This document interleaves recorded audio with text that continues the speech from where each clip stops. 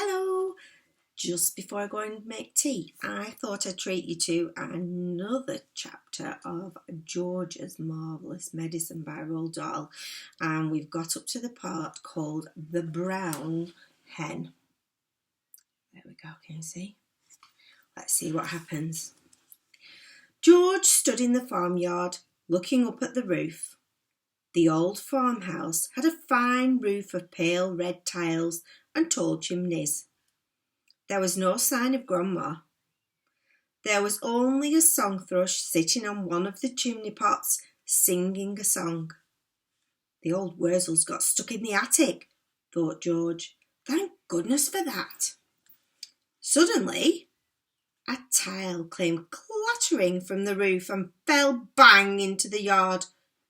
The song thrush took off fast and flew away.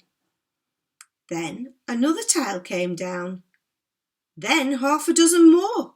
And then, very slowly, like some weird monster rising up from the deep, Grandma's head came through the roof. Then her scrawny neck. And then the tops of her shoulders. "How am I doing, boy?" she shouted. "How's that for a bash up?" "Don't think you better stop now, Grandma," George called out. "Well, I have stopped," she answered. "I feel terrific." "I didn't tell you I had magic powers, didn't I? Warn you I was a wizardry in the tips of my fingers. But you wouldn't listen to me, would you? You wouldn't listen to your old Grandma." "You didn't do it, Grandma," George shouted back to her. "I did it. I made you a new medicine." "A new medicine? You? What rubbish," she said. I did, George shouted. "You're lying as usual," yelled Grandma. "You're always lying." "I'm not lying, Grandma, I swear I'm not." The wrinkled old face high up on the roof stared down suspiciously at George. "Are you telling me you actually made a new medicine all by yourself?" she shouted. "Yes, Grandma, all by myself." "I don't believe you," she answered. "But I'm very comfortable up here. Fetch me a cup of tea."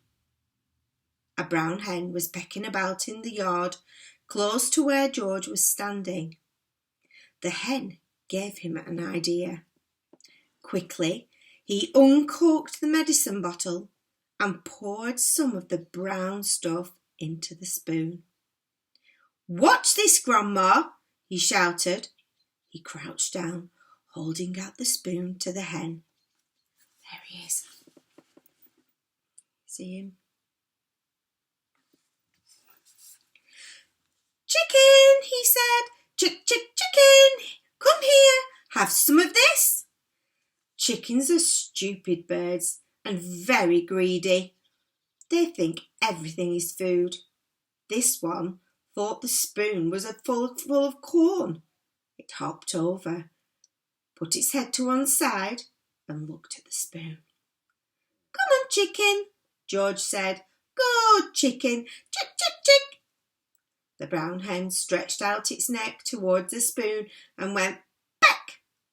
It got a beakful of medicine. The effect was electric. "Whee!" shrieked the hen, and it shot straight up into the air, right like a rocket. It went as high as the house. Then down it came again into the yard. Splosh! And there it sat with its feathers all sticking straight out from its body. There was a look of amazement on its silly face. George stood watching it. Grandma up on the roof was watching it too. The hen got to its feet. It was rather shaky. It was making funny gurgling noises in its throat. Its beak was opening and shutting. It seemed like a pretty sick hen. You've done it in, you stupid boy," Grandma shouted. Then the hen's gonna die. Your father will be after you now. He'll give you your new socks and serve you right. All of a sudden, black smoke started pouring out of the hen's beak.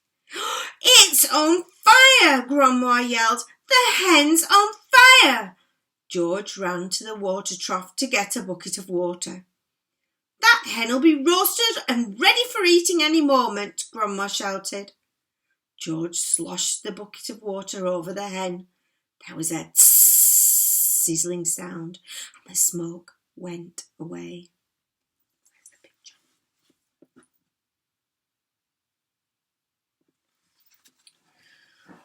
Old hen's laid its last egg, Grandma shouted. Hens don't do any laying after they've been on fire. Now that the fire was out, the hen seemed better. It actually stood up. It flapped its wings. Then it crouched down low to the ground, as though getting ready to jump. It did jump. It jumped high in the air and turned a complete somersault and then landed back on its feet. It's a circus hen, Grandma shouted from the rooftop. It's a flipping acrobat. And now the hen began to grow. George had been waiting for this to happen. It's growing, he yelled. It's growing, Grandma. Look, it's growing. Bigger and bigger, taller and taller it grew. Soon the hen was 4 or maybe 5 times its normal size. Can you see it, Grandma? George shouted. I can see it, boy, the old girl shouted back. I'm watching it. George was hopping about from foot to the other with excitement, pointing at the enormous hen and shouting, It's had the magic medicine, Grandma. It's growing just like you did. But there was a difference between the way the hen was growing and the way Grandma grew. When Grandma grew taller and taller,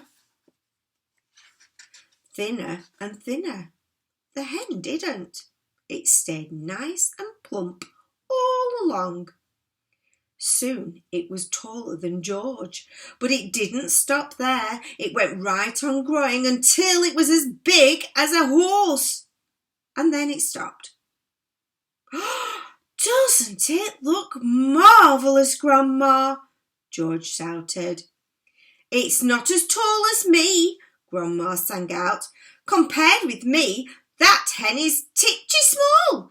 I'm the tallest of them all. And that is the end of that chapter, boys and girls. You'll just have to wait till next time I've got time to read a bit more.